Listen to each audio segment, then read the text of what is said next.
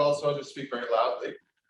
So the setup is that we have some n+1 dimensional Riemannian manifold, and what we're going to look at is some space-like hypersurface inside of this, which I'm going to call Mn.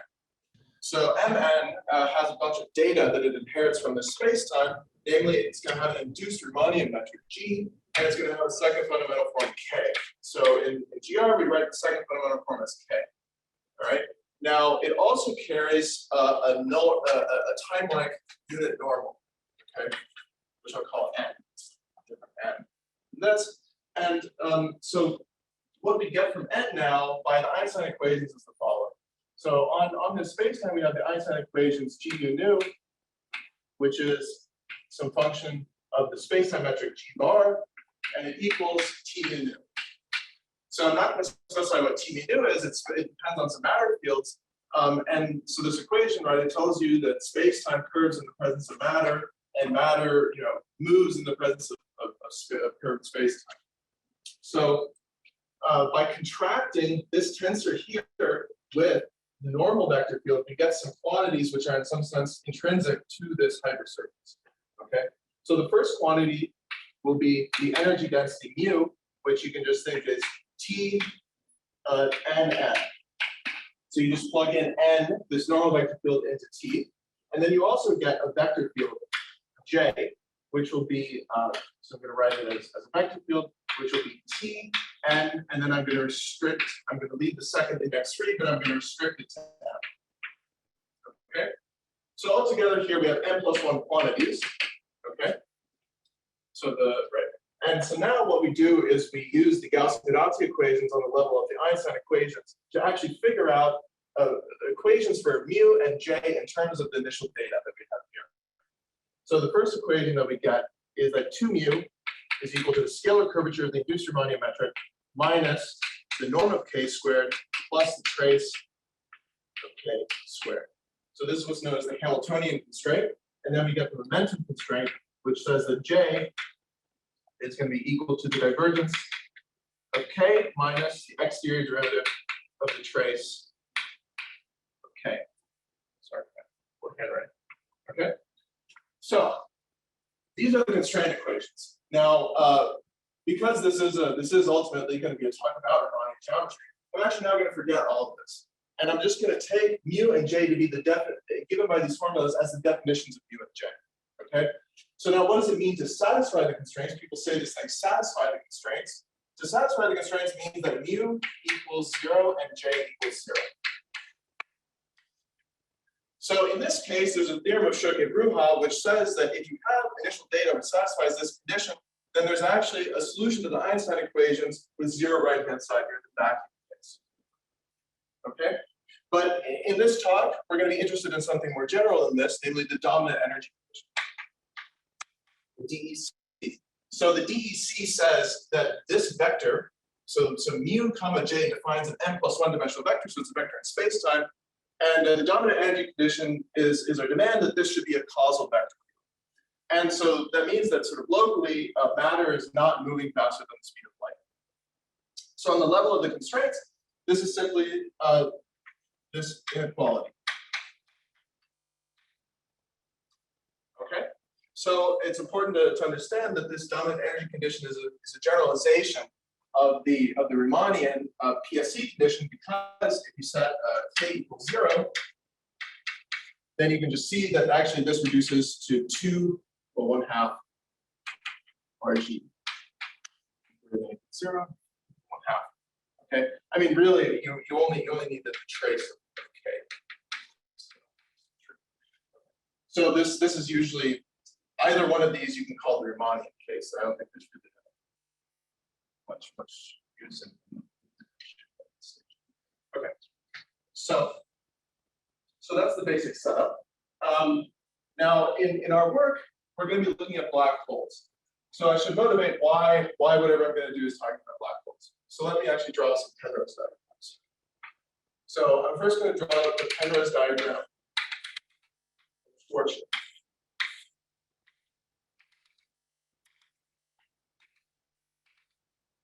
Okay, so let's focus on this right side here. So up here we have future normativity, and here we have the future event horizon, and then up here we have the space accelerating arguments. Okay. So if you just take the most naive sort of slice of Schwarzschild, in this one, what you'll actually get is an asymptotically flat manifold, as we saw in Garrett's talk, but it will now have two asymptotically flat ends. So there's actually an isometry that goes between these two halves, and so over here the metric is asymptotically flat, and over here it's also asymptotically flat. And in the middle here, there will be a minimal surface. Okay, so this is the line. So this is the set arguments to them. Okay, right. So, but if we're looking at sort of dynamical black holes, we're not going to be looking at multi-ended data. We're going to be looking at the case where so we have something at spatial infinity. So spatial infinity, and then so it's space-like, but then it terminates here in some boundary. So it's a non-empty boundary. And what we want is we want a condition on this boundary that tells us that if I solve the Einstein equations, then actually this boundary should be hidden behind an event horizon. Okay, so this leads us to the notion of apparent horizons. Okay, so the picture that you should have in mind is that the space-time should look something like this. So here you're going to have your null infinity, and then here you will have an event horizon. Okay, and this boundary is contained within the event horizon. So so the right condition for us will be the MOTS condition. Okay, and then there's a theorem of Hawking which says that if this boundary is MOTS, which I'll define in a second, then if the space-time actually contains a black hole, then it has to be hidden behind the horizon. But it actually says there must be. Okay, so now let's look at this boundary mark here. So let's look at a hypersurface inside of our data set. So we have M, G, and K, and we're going to suppose that we have some normal vector nu. So this is a choice of normal, which is global, because I actually want this to be an oriented hypersurface. That's important for this. Okay, so the first quantity that we all know is I can compute the mean curvature of this. Okay, and you should think that the normal is pointing towards infinity. Yeah, sigma is the boundary end in the picture. Yeah, I mean, what I'm going to define here works for any hypersurface that's oriented, but later yeah, I'll take the boundary. Okay, so we all know what the mean curvature is. Then I can define this other quantity, which will be the trace over sigma of k. And by this I mean the trace. I mean the metric trace, so the trace of g of k. But I want to subtract out the normal contribution, so it's a trace only over the tangent spaces of sigma. So this will be minus k mu nu. Okay. And so out of these, I can build two quantities, which I'm going to call theta plus minus, which will be plus minus trace sigma k plus h sigma. Okay. The sign conventions here are a little different from the standard ones, but it leads to a near presentation actually. Okay, so what you can think of is these quantities, which we call the null mean curvature or null expansion. So the null expansion is actually the mean curvature. So this guy here, you should think in the space-time as codimension 2. This point that I'm drawing is codimension 2. So you think about the normal bundle is two-dimensional. That means that actually you can define two mean curvatures. Right, the normal space is spanned by two linearly independent vectors. And I can take these to be null vectors. So I'm going to draw them at 45 degrees. Okay. So the mean curvature corresponding to this choice of normal will be theta plus, and with respect to this guy will be theta minus. Okay.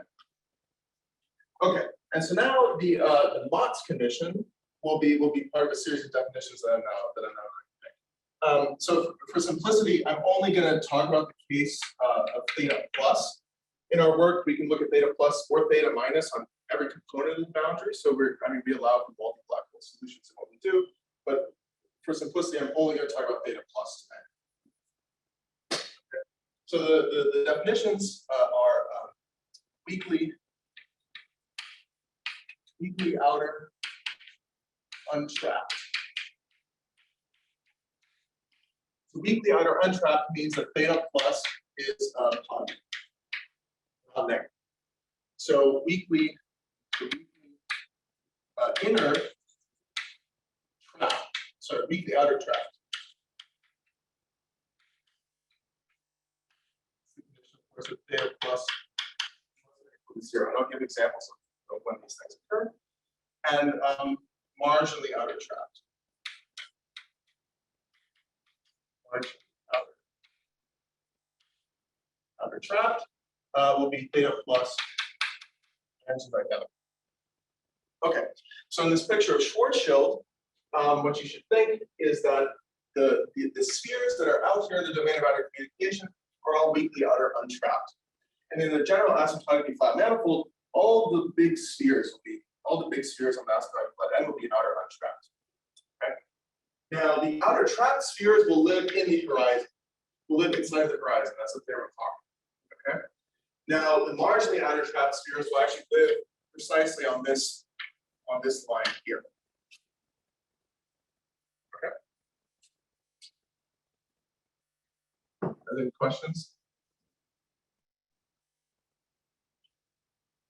Okay.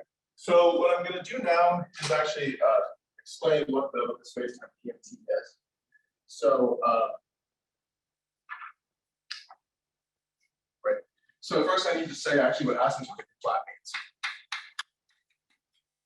So asymptotically flat, and I'm only going to consider the case of one asymptotically flat end here. What I want is I want the metric Gij minus the Euclidean metric delta I. So I want this guy to be in a weighted cell-left space. Sorry,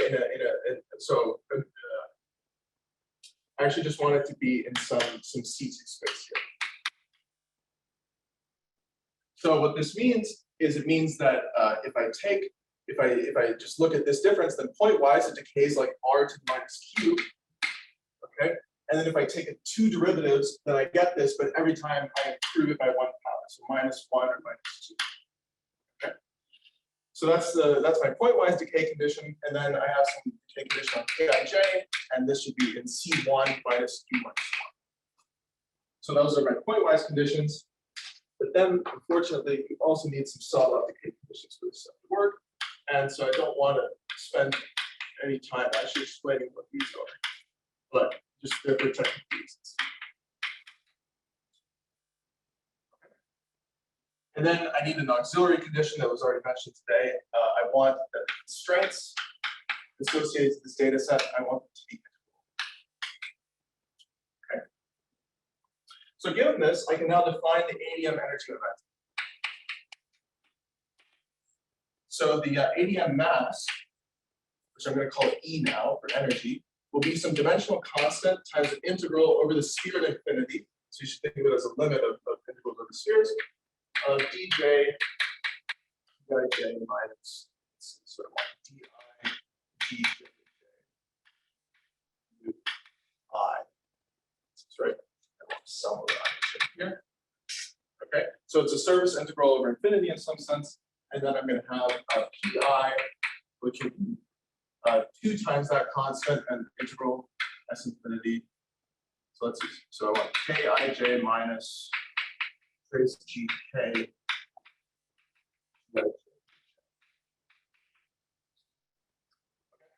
So somehow these numbers, they should correspond to energy momentum of your data set measured at spatial infinity. So at this point. Okay. All right. So I think now I have all the ingredients that I need to state our theorem. So this is going to be the positive mass theorem for black holes. And I emphasize that it's for black holes because we're going to allow for these characterizing values now. So this is a theorem of Lee, Lesourd, and myself from December. Okay, so we're gonna, we have to make a technical assumption on the dimension, which I'm sure everyone knows a little bit about. So we're gonna take an asymptotically flat data set. Asymptotically flat data set N satisfying condition. So that means that mu should be greater than or equal to J. And the apparent horizon condition. So the right condition will be that every component of the boundary satisfies theta plus is less than or equal to 0. Okay, so then we have three conclusions. So the first is that the mass, well, so the energy is greater than or equal to the norm of the momentum. So this is the inequality part of the positive mass theory. The second part will be the first rigidity part. So if E equals P, so if you have equality and this inequality, then actually E has to be 0. I'm going to put a star here that I'll return to.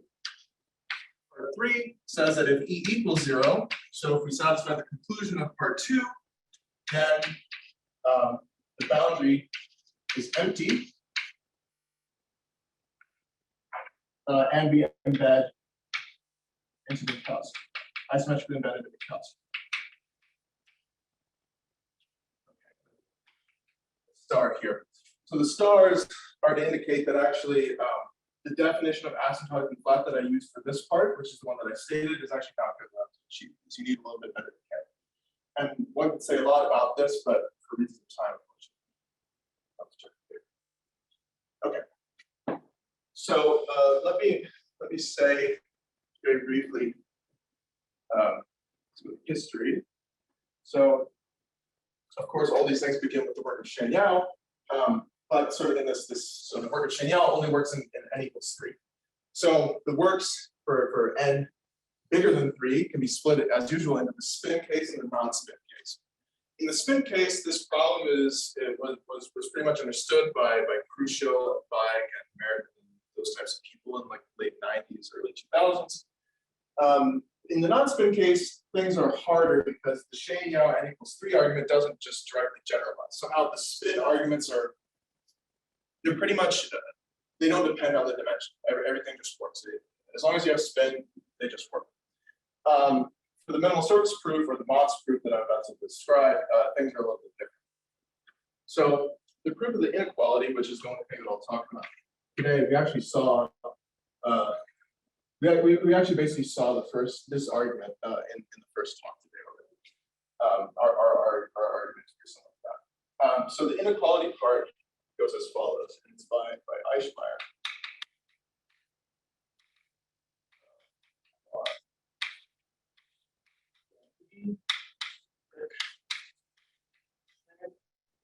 I don't know, like that. So the argument consists of looking at, it's a contradiction argument, so you're going to assume that this inequality is flipped with a strict sign. And the first step is to simplify the asymptotics. That's called the density theorem, and it's what I'll actually be describing in more detail later. So let me push that up. So you simplify the asymptotics. So the next step is to look at a big cylinder in the space-time.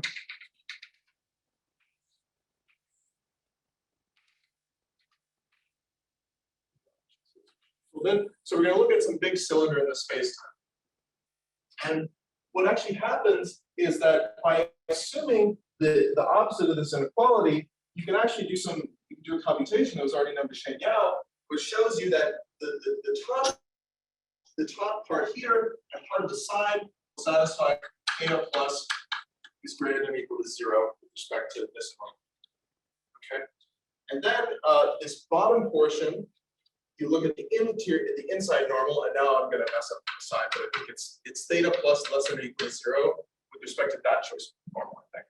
And so what then happens is that you can find a MOTS which spans a boundary sphere here. So you can find a MOTS which fills in this. Okay. And so this is reminiscent of the Shen-Yao descent argument. So essentially what Eichmair-Huang-Lee-Schoen did is they found a MOTS version of the original proof of the PMT by actually finding solutions to the plateau problem. And this work uses Eichmair's work on the plateau problem of MOTS. Okay. So what happens then is that they take some limit and they do stability and equality arguments. There's actually a lot of technical detail that goes into this. But the important observation is that actually this part of the argument works if there's a MOTS present in this cylinder. So there's a little boundary component here. So if there's a boundary component here, which with respect to the right choice of normal, you have to be careful now. So I won't even attempt to draw the right arrow on the spot. If this is a MOTS, say, probably with respect, it should be with respect to the one pointing into the bulk of the cylinder, then actually this argument is okay. You can just include this guy into, I think, this part of the boundary and just run the argument, and it acts as a barrier. Your plateau solutions will actually totally avoid it. So this part of the argument is okay. All right. So now, you know, the thing that I saw the rug, namely this density theorem, is the thing that you actually have to prove. Okay. So that was incredibly sketchy. But does anyone?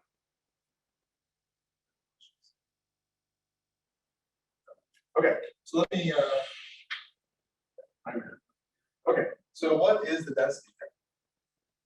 So the first thing that I need to do is I need to define a new k, and my new k will be called pi. So this is just for convenience, and I set the formula simpler. So it's just, you know, it's okay. We use pi now, and theorems about k and pi are essentially equivalent. Okay. So stated in terms of pi, I need a definition called harmonic asymptotics. Harmonic asymptotics.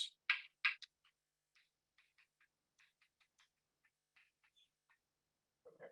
So in Riemannian geometry, you have this notion of harmonically flat asymptotics. So in Riemannian geometry, the condition would be that, say, the scalar curvature is 0, but your metric asymptotically is in the form u to the 4 over n minus 2 times the flat metric. Then you have that actually u here is a harmonic function with respect to Euclidean metric, and so you could use polar coordinates or spherical harmonics to expand it as 1 plus a constant over r to the n minus 2 plus lower order terms. Okay, and so you can understand the geometry of this very nicely. In particular, you can read off that it looks like outside of some compact set. Okay, so harmonic asymptotics is a generalization of this, and this is, I mean, this is used in the proof of the PMT. So we're going to generalize this now to the space-time setting. So for this definition, I'm going to have a function u, which I'm going to assume has the same expansion as before, but I'm not going to assume that it's harmonic. And I'm going to have a vector field yi that will have an expansion that's like ei over r to the n minus 2 plus lower order things. And then I'm going to suppose that my metric can be written in this form, u to the 4 over n minus 2 delta outside of a compact set, and that my pi here can be written as u to the minus 6, so this is a numerology, minus 6 over n minus 2, and then I need to draw math frac L here, so L delta y. So this math frac L delta, you should think is sort of like a lead derivative. Okay, so I won't be able to explain to you why this is particularly useful. It's just that this condition helps you in actually making sense of this computation here that I'm describing. You need to show these conditions, and then you want some good asymptotic properties when you actually solve for the MOTS. And this is related to that. So this is right. So this is the definition, but when you actually have it, and there's a very nice lemma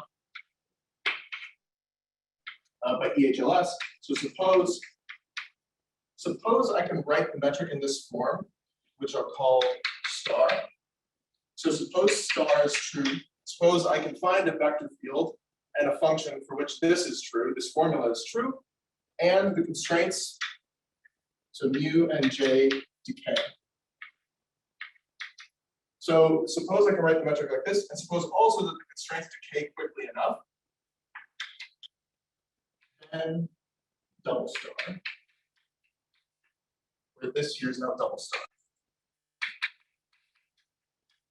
Okay. So for the computation to work, we need u and y to decay sufficiently quickly, but actually you can infer the fact that these decay once you know that this formula is true and the constraints also decay quickly. Okay, so now we've reduced our problem to really showing that I can perturb any J data set to satisfy this equation outside of a compact set, and also that the constraints decay quickly.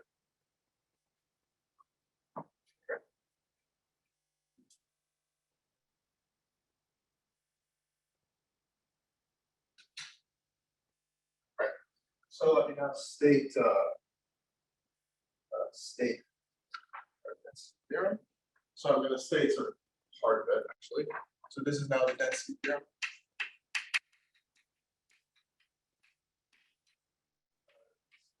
You. Okay. So we again we have a Mn pk, the asymptotic flat compact boundary. Well, it's true in the case of no boundary because that's contained in Eichmair-Huang-Lee-Schoen. And we're going to suppose that it satisfies the dominant. Okay. So then for any epsilon positive, there exists a data set G tilde, K tilde, such that. So 1, the DC holds. This means that mu tilde, so mu is now computed with the new data set, is bigger than J tilde, G tilde. 2, tilde, K tilde, have harmonic asymptotics. So that's good. 3, we're epsilon close in sublet forms. It's really a good perturbation. But also, what we want is that mu tilde, J tilde is epsilon close to it's epsilon close to mu J in L1, which you can then use to show that actually the mass and the end momentum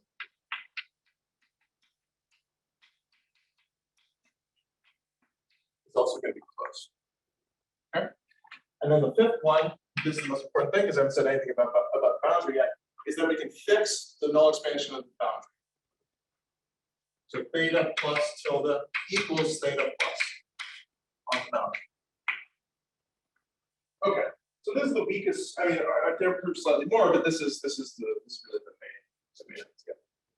Okay, so at a broad level, what one has to do is just add a boundary condition to what Eichmair-Huang-Lee-Schoen did. Now, okay, this is not so simple though because this inequality here is related to an elliptic system. So you actually have to understand now a boundary value problem for an elliptic system. That's not always so easy. Okay, and a lot of people have worked on things like this. So let me describe a bit of the setup here. So I'm going to define a space, mathcal P, define a space mathcal P, which is my space of data sets. So roughly, it's something like the flat metric plus something which is W2P minus Q. That's where my G's will live in this space. Cross the space where my K's will live, which would be W1P minus Q minus 1. Okay? And so now on this complicated space, I can consider the constraint map, so phi, which takes a data set G pi, and it maps it. So it takes something and it sends it to 2 mu comma j. 2 is for historical reasons. Okay. And so I can think of this now as being a map from D into some complicated LP space, which is like LP minus Q minus 2 of functions, and then a vector valued LP minus Q minus 2. That's the space in which mu and j live.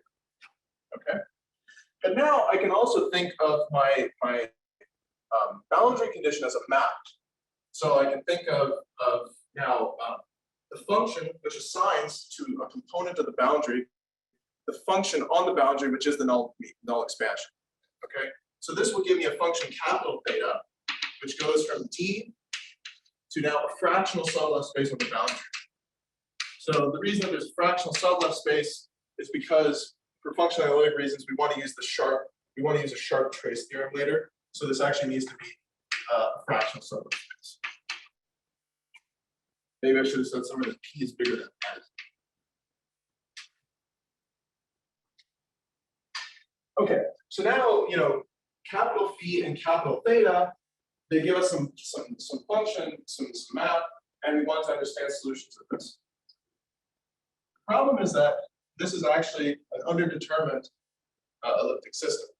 Well, it's a problem because It's undetermined, but that's also a good thing because that means that whatever we're going to try to prove will possibly be true. If you try to do anything like this with a Laplace equation, you need to see that it has to be false. Okay. So the fact, I mean, we need to use the fact that it's undetermined. So the way that we're going to exploit the underdeterminedness is actually using some conformal deformations. So let's now fix. We're going to fix G and pi to be the original data set that we want to deform. And so the way that we're going to deform is we're going to deform them with the u's and y's that we want to find at the end. Right? The goal is to find a u and y so that the metric and k have a nice form. So we're gonna start doing deformations with these types of objects. So uy will live in a space cal c, which I'm going to call which will be 1 plus something that the k is, right? Because remember u, one is 1 plus a constant over r to the n minus 2, something like that. So we're going to suppose that u lives in a space which is like w1 plus w2p minus q. And then y will just live in w2p minus q, but now this vector w. Okay. And so I can define a conformal deformation map, capital C, G pi. So this is deforming G pi. So it goes from C into data sets. Okay. And it's going to take my u and y, and it's going to map me to, well, I'm going to just apply u as a conformal change. And I'm going to apply y in the way that I want to find at the end of the text. So it's going to be u to the minus 6, n minus 2 pi plus, and again, this map for LG y. Okay. Yeah, this is like a lead derivative. Okay. So then this idea goes back to Corvino and Schoen in their work on the density theorem and also on the cooling problem. Okay, so now what I can do is I can evaluate these functions here, the constraint map, and I can evaluate also my boundary map on these conformal deformations and see what information I get from this. And so the most important thing is that if I define map T, which will be the constraints evaluated on conformal deformations. Okay, so this is literally just plugging in conformal deformations into the constraints and seeing what you get. This roughly is actually the Laplacian of the pair uy.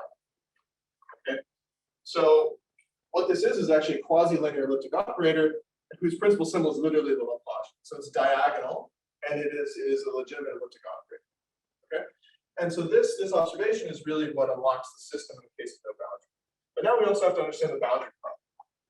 So the key computation, which once we actually wrote down the computation, then we understood it. But this is the computation you actually have to do. Is just evaluate the boundary condition on these guys.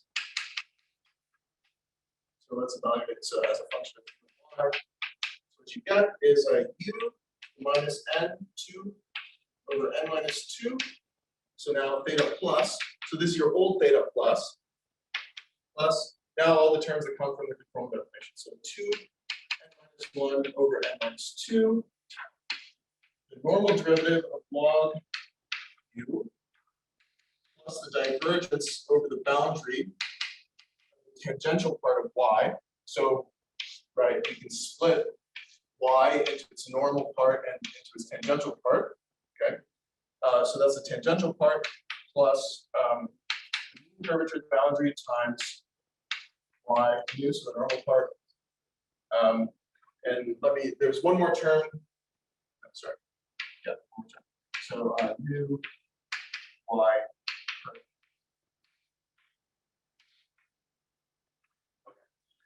So what we want to do somehow is we want to prescribe this guy. But you can see that that's going to be bad because it's an elliptic system, right? For n plus 1 variables, u and y gives you n plus 1 variables in this one condition. Okay. So what you can try to do is you can have this be one of your conditions, and then maybe add n others and create something elliptic, or maybe try to further constrain the space or something.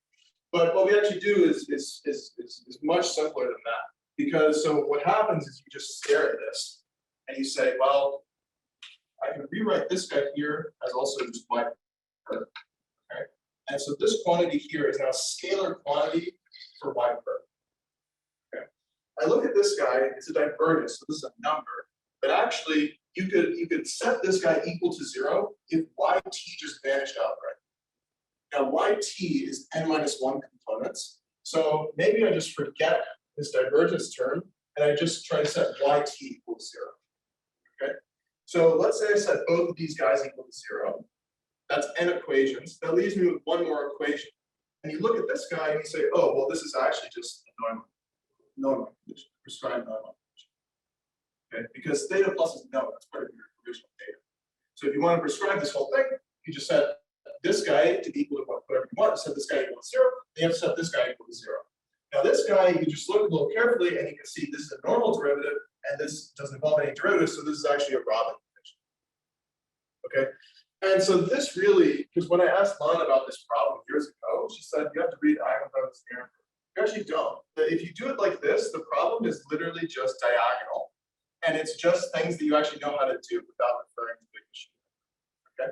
So once you realize this, you can understand how to create an elliptic system from this. So we just define 3 boundary operators, P1, which will be, well, this guy, so u to the minus n, sorry, 2 over n-2, theta plus, whatever, t nu log u.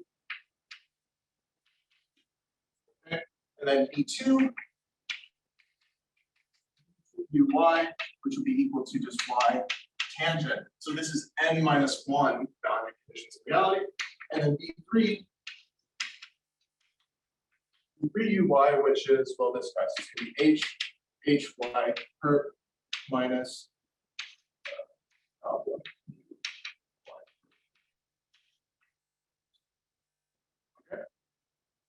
All right, so now the claim, which you can really check easily, is that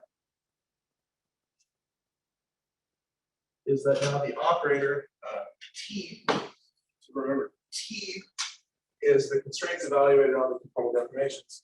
The combined operator t together with b1, b2, b3 is now an elliptic boundary value problem. It's an elliptic boundary value problem.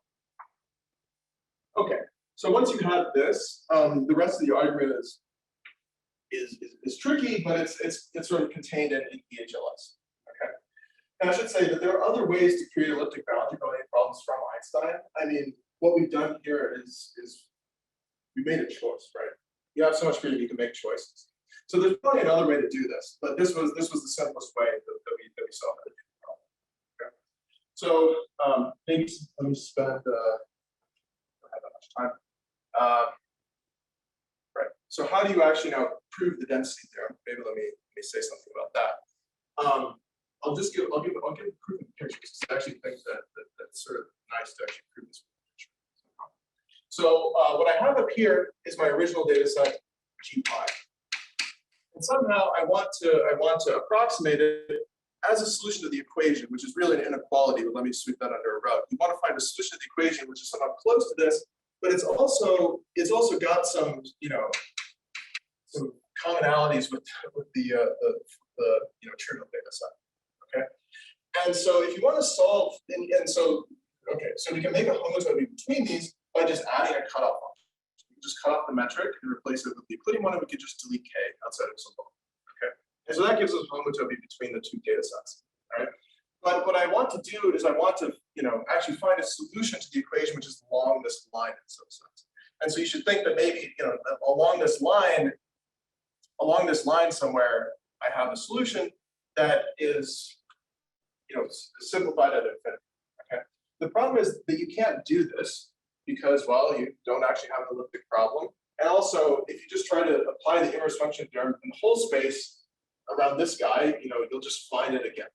So what you actually do is you create along this homotopy some sort of transversal deformations. So the way to think about this is that I'm going to have my interpolation G pi and so G lambda pi lambda, which are the cutoff metric. So I'm literally just making the metric flat and I'm deleting k.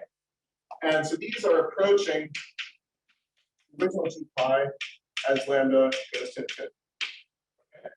But then what I'm going to do is I'm going to, and so outside like the ball of radius b lambda, these guys here will equal the flat data set.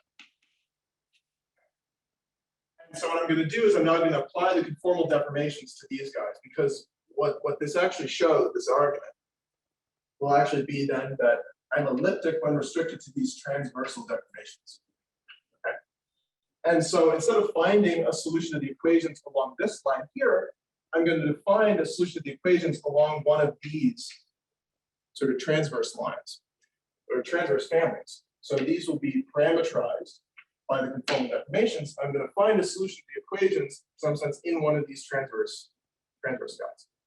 Right. And then what you observe is once you have a solution that's of the form, so once you have a solution to the equation that looks like this, so it will be something that's like C G lambda pi lambda on some U lambda and Y lambda.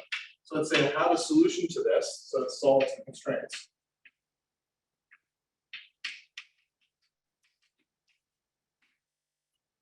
Okay.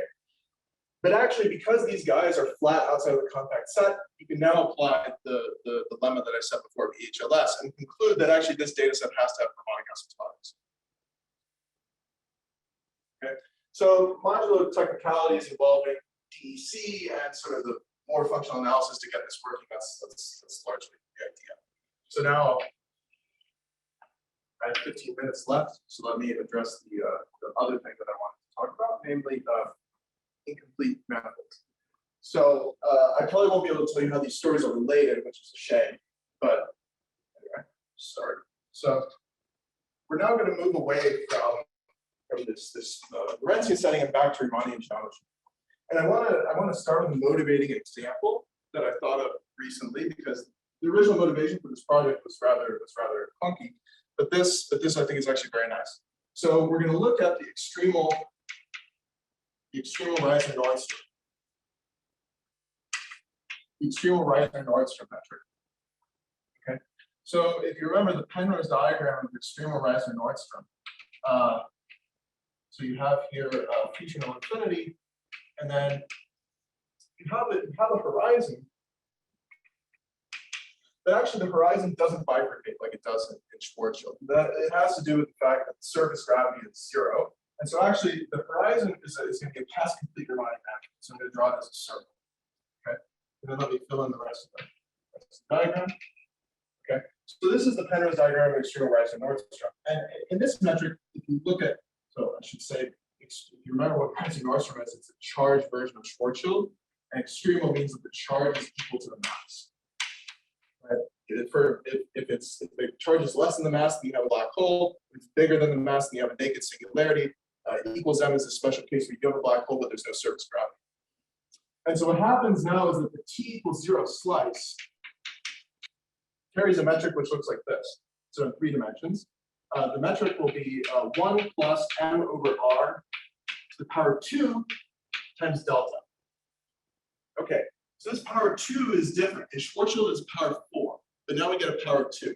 And so what you can see is that as r goes to plus infinity, this is an asymptotically flat end with positive mass. So n here should be greater than or equal to 0. Okay? But as r goes to 0, right, this is actually asymptotically cylindrical. Okay? And the problem is that the positive mass theorem actually doesn't apply to this manifold because it's incomplete in this direction. It's complete in this direction, but it's non-compact in this direction. Now, you might hope that there's a minimal surface that saves you. But you can see from this diagram that a minimal surface would actually have to lie behind the horizon. But okay, manifestly not behind the horizon. And you can actually show that there's a mean convex foliation. That's just by this nice exercise. Okay, so there are no closed minimal surfaces in the sky, and the positive mass theorem doesn't apply yet. The conclusion is true. Okay, so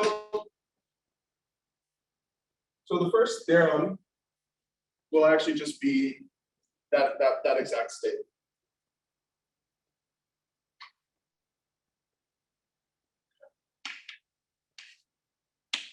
This is also LLU, but also so in 20 22, but it builds on previous work by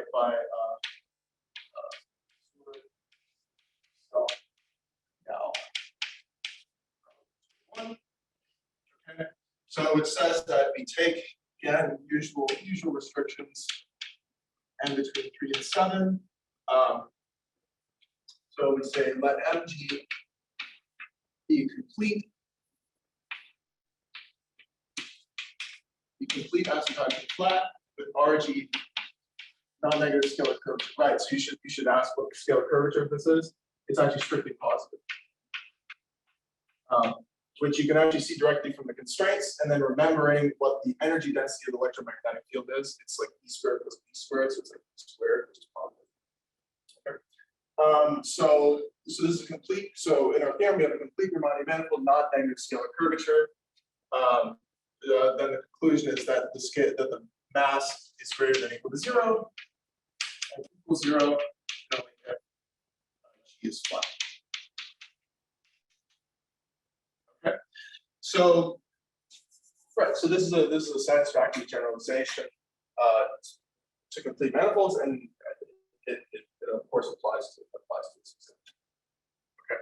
You could say you can create examples that are not in spherical symmetry by looking at extremal Kerr and extremal Kerr-Newman. But yeah, so okay. Right. So this theorem follows from the density theorem. We need a version of the density theorem, and it follows from the following thing, which we call the quantitative shielding theorem, which is why incomplete manifolds are on the top, because my next theorem will actually not involve the completeness hypothesis. So this is a quantitative.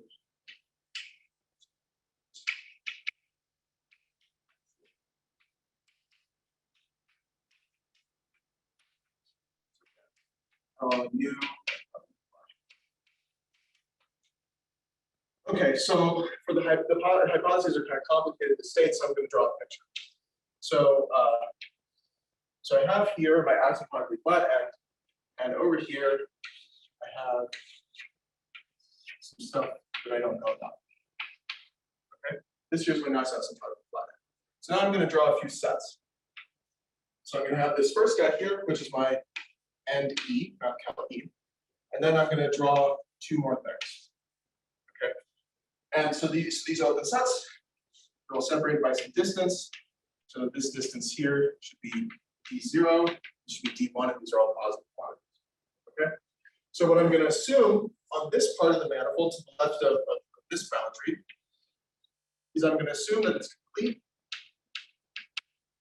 You have to define what it means for an open set in a manifold to be complete, but that's not so difficult. Well, it's really a closed set to include, and that's really not hard. So complete, and RG should be greater than or equal to 0. Okay, and then in this region here, I'm going to assume that the scalar curvature is bigger than 4 over D0 times D1. Okay. Now, I've said nothing about what happens over here, so you might as well just delete this from the picture. You could have this could be incomplete, there could be negative scalar curvature, there could be whatever you want.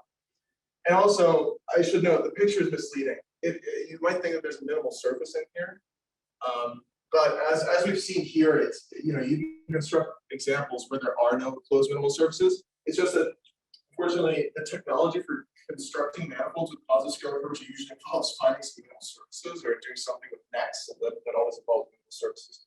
So it's hard to really give explicit examples of this. But anyway, the conclusion now is that the mass is actually strictly positive. Okay, because I'm assuming these distances are actually strictly positive. So this includes rigidity. Okay, so it's shielding because this positive scalar curvature is shielding you from whatever is happening out here on what we call the bad ends. Okay, now you can think that this scalar curvature is either big or small, depending on what these distances involved actually are. In the case when it's very large, you might be tempted to think it's somehow related to the Hooke conjecture, but that's a conjecture, so unclear exactly what the statement there should be about whether there exist minimal surfaces. But if it's if it's small, which it's like in this picture, right? In this picture, the slice actually has PSC everywhere, and yet you're not forcing a minimal surface to form. So this is not saying that there are minimal surfaces here that we can find. We need some different. Yeah. Yeah. Compare like the Shelby theorem, how does it tell, how does it match the theorem? Right. So that's actually that I'm gonna actually do that calculation, and I don't know. I mean, I have no conjecture as to what the sharp constant here is. Maybe I doubt that this saturates the sharp constant here. So I don't know. Yeah. Looks like the theorem should be natural or goes to zero. What do you think it goes? I mean, it should be.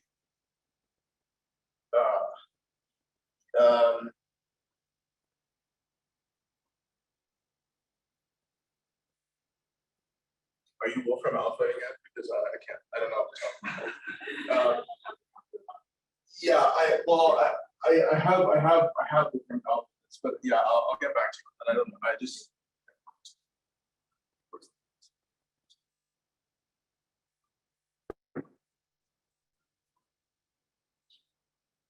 Actually, Brian, I have a question. Yeah. The theorem, this is supposed to apply to this extreme measure Northern place. Well, I mean, the complete one applies to that. Yeah. What do you mean by complete? Because you said not point at the center, but No. So in extreme horizon Nordstrom, the point in the center is there. So you should contrast that with negative mass Schwarzschild, where the point is not in the manifold. It's just that for Horizon Nordstrom, it looks like the point isn't there. But if you invert the coordinates and maybe change to like log, you can see that this literally is a Sunch-Blend. I mean, you should. The computation that sort of you should do is really just take a curve which goes to zero, compute the length of the curve, and you'll see that it diverges logarithmically. The length of the curve as you go to the origin diverges logarithmically. So it is complete, right? oh, I see. You never actually. Right. So because the metric is blowing up like 1 over r squared. Sorry. It's blowing like, yeah, so you have a 1 over r squared in the metric as you go to 0, and the length is like the integral of the square root of that. So it's like the integral of 1 over r. So that point really is, it's not in the manifold, it's actually so okay. There's some other theorems, but actually in the last 5 minutes, let me just talk about the proof of this. So the proof is motivated. So the LUY theorem, the proof was motivated. I mean, we use these things called drama, which I won't have time to talk about. But the new proof, which is much shorter, involves an adaptation of this idea. So remember that we only have a Riemannian structure. We only have MG in this setting. But what I'm going to do is I'm going to introduce an artificial second fundamental form, which will then relate this to the space-time positive mass. Okay. So let's say that I'm given a function h on some open subset of M. Okay. What I can define now is a case of h, which will be just minus h over n minus 1 times g. Okay. And so this is a perfectly good second fundamental form. And the first thing that you notice is that if I have a MOTS, so let's say I have a surface sigma, which is a MOTS, with respect to G and KH, this is equivalent to the mean curvature of sigma being equal to H. Okay, so this is just a statement that sort of MOTS are generalizing prescribing curvature surfaces. Okay, you just see it by this calculation. And so you can go a step further, and you can actually see that that in this setting, if sigma is stable, this is equivalent to, in this setting, sigma being stable. Okay, what does stable here mean? Well, it's going to be in some setting where sigma. So sigma here, you have some set omega here, and sigma is boundary of omega. And let's look at the functional f, which is given by the area of sigma minus the integral of h over omega. So it's some area minus the potential energy. Okay. And so if you compute, so you can now look at the second variation of this guy. The first variation just recovers this, and the second variation will be something like grad v squared minus 1/2 plus 1/2 r sigma t squared minus 1/2 rg plus n over n minus 1 h squared minus 2 normal derivative of h. Okay. So this is the second variation that you can get from this. I've done a little bit of rearranging. Okay. And so, so that's the second variation, but you can see just sort of that the stability inequalities will actually be the same. All right. Now, why is this stability inequality useful? Well, remember, in sort of stable minimal surfaces of PSC manifolds, you're not positive. You do that by looking at the second variation and then doing a trick to reduce it to the Kasdan-Warner type of stuff. Okay.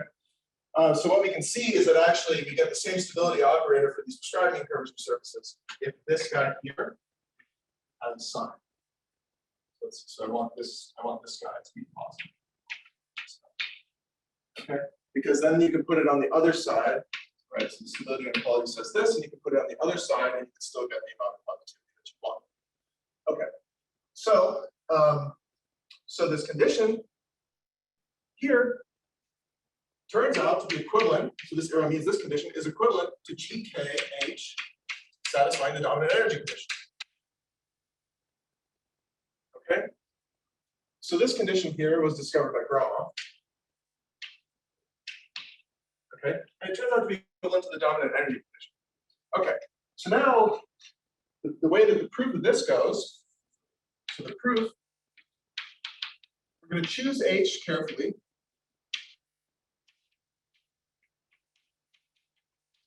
Okay, and the way we're going to choose H is so that I'm going to mess up the sign here. We want that H here goes to plus infinity here.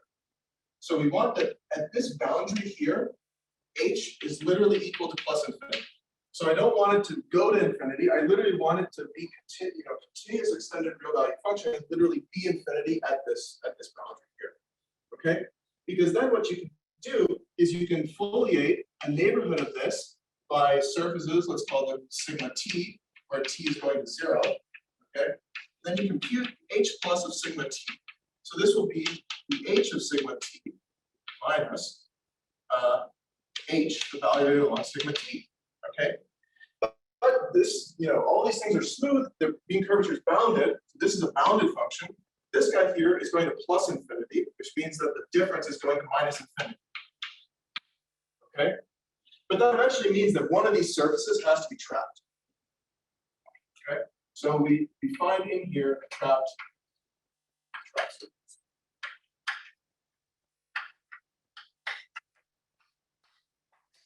Okay. Now we can apply the PMT with boundary to this whole thing. We now just delete everything and we apply the PMT to this whole thing. And what we also get is we choose H carefully so that also H equals 0 for X large. Okay, and so then that means that actually the energy and momentum of this, of the original of this artificial data set is actually just M, 0. Okay. And then you can use the PMT and it immediately implies that the mass has to be strictly positive.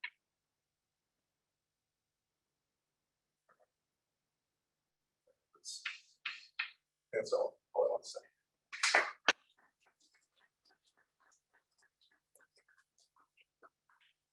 Ryan, very much. Please.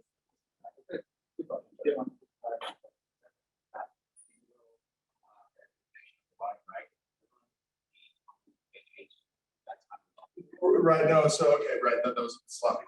So so what I want to say is that this inequality, so RG minus n over n minus 1 h squared minus 2 grad h being greater than or equal to 0 is equivalent to the dominant energy condition, and a strict sign is equivalent to the strict dominant energy condition. Yeah.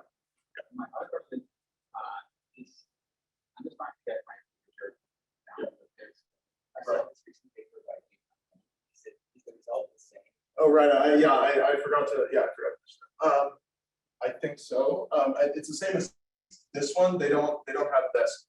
This theorem is hard to see in the lookat picture. It's really because things go wrong when you try to look at rectify. I think the only way to see shielding is actually on the level of the full manifold, right? There's a paper by Jintian Zhu, and there's a four-author paper. Right. The citation. Sorry.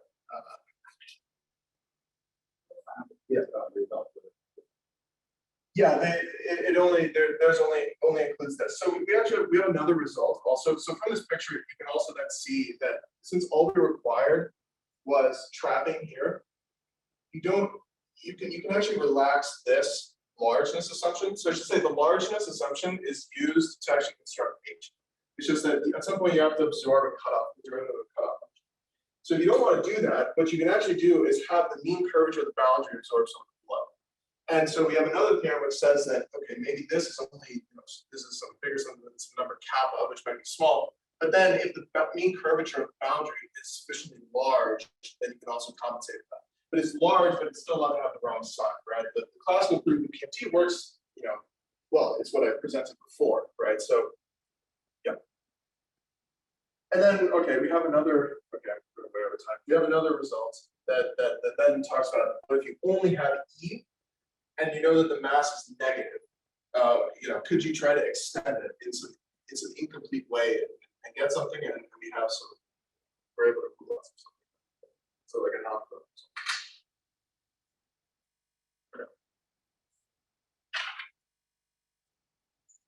This is a silly question.